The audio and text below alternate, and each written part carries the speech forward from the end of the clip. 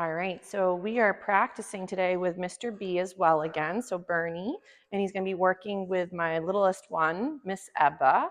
So Ebba is my helper today. So we're going to practice a little bit with maybe some find its. So Ebba, Mommy's going to show you first, and then you can do it with Mr. B too, okay? So you're going to get your puppy's attention. Ready, Bernie? And you're going to do a little find it. I know you remember, but sometimes people don't know what we're doing, so we just got to explain. Can you show them how to work a find it? Nice, and toss the food, thank you. And then can you see if you can feed him when he comes back to you? Give him a little snack. There we go. So for some littles, feeding puppies can be a little bit weird because they're very slimy. So I know that's okay though. And then if they're not too slimy or if they're too mousy, you can feed flat palm. But if your little prefers to feed the floor, that's a great option. So you could, again, for example, get the puppy to do a find it, and then from there, maybe Mr. Bernie gets to hear his name. You go, Bernie, and you'd feed the floor as opposed to feeding his mouth. So sometimes that can be helpful, right? So we'll try a couple little find its for Mr. B. So you want to get his attention? Nice. Oh, that's all right. He didn't quite see it. He's almost there. So if your puppy doesn't quite see it, get his attention on your hand and then throw it for him. So he's doing a real nice job. Yeah. Nice. He said, that was delicious. Thank you. Did he love it? Yeah, so sometimes if puppies are nibbling your fingers, remember, feed like a flat palm. So if your puppy gets a little confused as to where the fingers and the snacks start and end, feeding flat palm, almost like he's a goat, or if he were a cow, we would feed flat palm, okay? And that can be helpful so he doesn't nibble our fingers by accident, right? So, but if Mr. B is doing a nice job, we could also work a little bit where he gets a little distracted, and maybe can you call him by his name in just 1 second? So I'm going to send him away. He's going to go grab that snack. See if you can say his name. Nice. Oh, that's right. So this time, Mommy, when he comes towards you versus Mommy, I want you to feed him for when he comes to you, okay? So right now, getting littles involved can be very nice, but we want to make sure that well, he's just a little slimy. Just hold it flat and he'll get the snack. Sure. So if your littles are not a huge fan of the slime factor or the nibbling of fingers, feeding the floor, or for example, do you want to sit in a chair, Ebba? Would that be easier? Okay, you can stand up, that's fine. So with Mr. B, if there's moments where the excitement gets too high, that's when a lot of dogs will also do some jumping or they might do some mouthing. If you have a very young puppy with those piranha teeth, it can be very helpful to do this on leash so you can help redirect your puppy away from the little one if, let's say, they were getting a little too jazzed themselves. If, for example, Ebba, would you mind hanging out there for 1 second? Mommy's going to walk away with him and come back to you. Can you stay right there? You stay right there. So Ebba's going to be my little guest. So for example, if your puppy couldn't do this off gear because they were too excitable, you would do this on a leash. But you're going to get your puppy's attention on you. You would approach your friend, be it, child, neighbor, whatever. If your puppy is nervous, don't force the hello. That's not the greatest option because it might create more of a fear response from your puppy for novelty being forced upon them. He's like, I would love to visit. Nice job. Bernie, yes. So if, for example, the puppy goes and visits and he's staying under threshold and he's very soft, great. But if, let's say, maybe you didn't want him to go visit until you were ready, Bern? You could get him back onto your little side position, get a little sit. He's like, but look, she's got wiggly arms. So right here, we're going to get that little sitting. And then we might say, hey, Ebba, would you want to come say hi to Mr. Bernie and say hello? So we might go, hi, Bernie. And you can give him, so a lot of times, Hippo, your best bet is pat the side of a puppy. So if we pat the head, a lot of pups don't actually like pats to the head. It's a little bit spooky. So I would recommend, though, your puppy knows the person or child is coming to visit. We don't want to surprise them if they're busy with their food. There we go. Yep, feed him right there. He's like, oh, I lost it. He's a little slimy. But if, let's say, your little one all of a sudden surprises them by touching and the dog didn't know it was about to happen, that can be startling. For a lot of puppies, though, you have to practice that pats don't equal mouthing. So from their perspective, us using our hands are very much like using paws or our mouth to play, and it might create more of a biting moment from the puppy. 2, we don't tend to think about consent when we go to touch an animal. We just touch them. The problem there is some puppies are saying please don't by adding their mouth to the equation. So if your babe did enjoy the caresses, you would want to potentially pat open palm, touch the side of the dog. If they come for more, they're interested. If they walk away or do something else, they weren't so keen on it. So having consent in the hellos is also important. Would it be okay if Bernie were to come close again? We do a little touching. So we're going to bring him over here. I'm going to get a little sit from him. Would you like to say hi, Ebba? So I might feed a little bit, have him get a little touch. Nice job. And we'll love him up a little bit. Good job, Bernie. He says, you just smell like cheese. So if your babes do get a little excited, movement behaviors can be helpful. So if you're doing this obviously in a safe environment, like inside your home, you'd be able to do some find it to not worry about a leash. If you were doing this, let's say in an outdoor venue where there isn't the safety net of like a fence, or even you need to keep them a little bit more confined for safety reasons, you could then of course use your leash. But we'd want to make sure the approach is the first start. So if the approach is not super soft, we may want to start with a softer approach, which means that how they get to the friend is important versus just the initial hellos too. So maybe Ebba, do you want to help Mama do a little bit with some recalls back and forth between you and me? Oh, okay, she has to go get a drink. The gate is open, so feel free, you can go right on over. Just push the door open.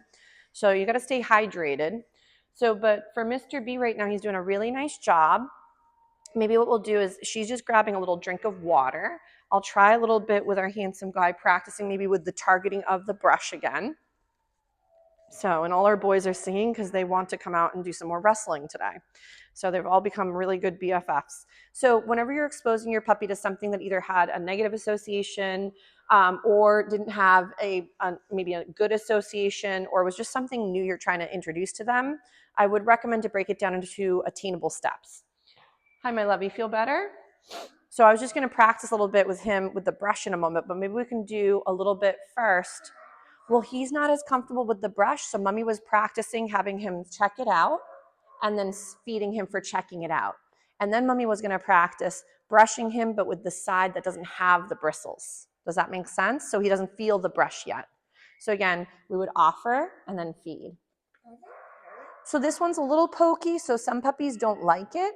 So this is where for some babes, when you're starting to build in grooming handling skill or technique or items, I do recommend sometimes go with like really soft or rounded bristles. So there isn't that chance of like the poke while you're practicing.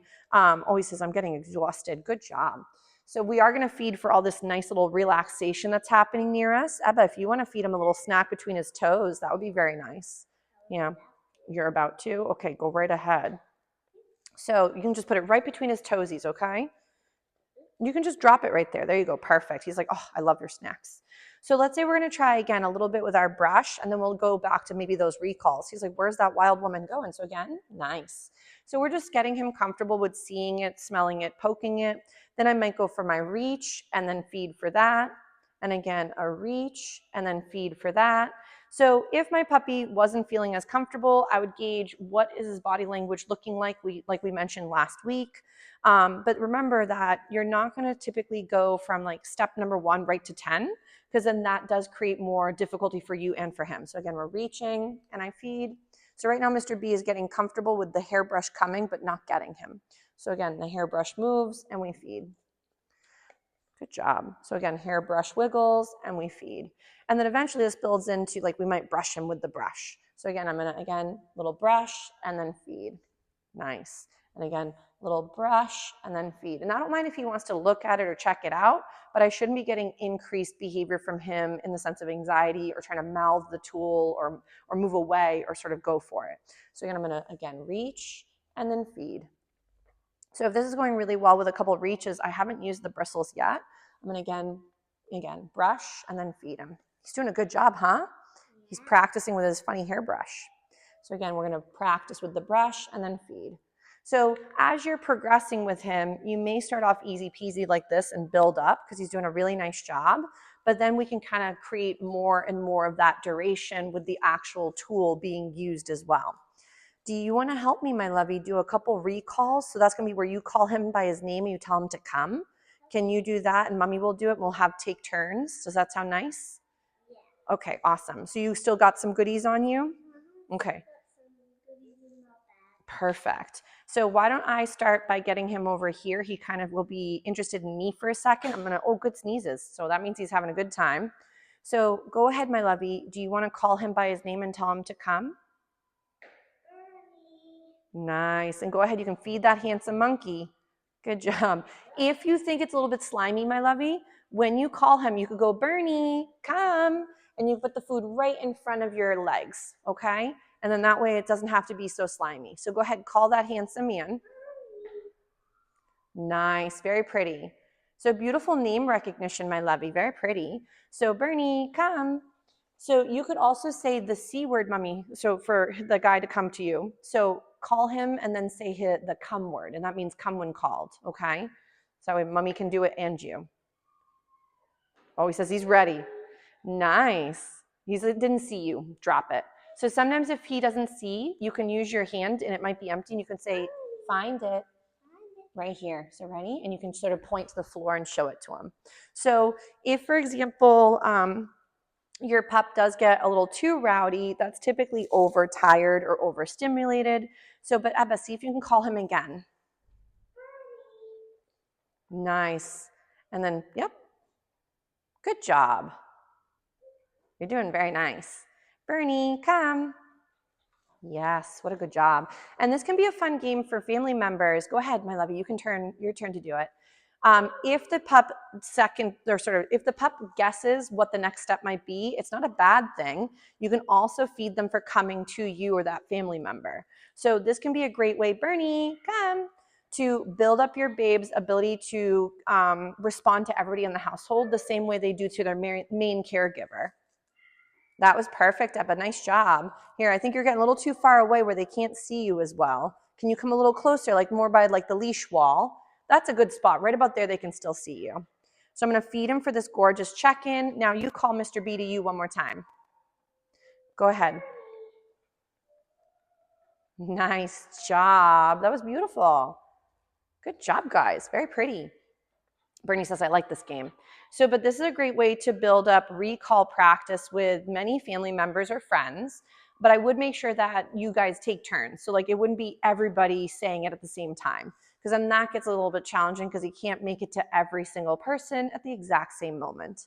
But maybe what we'll do is we'll give Mr. B a little breather, have him sneak out for a potty, and then we'll grab another friend. Does that sound good? We'll use another one of our friends to practice.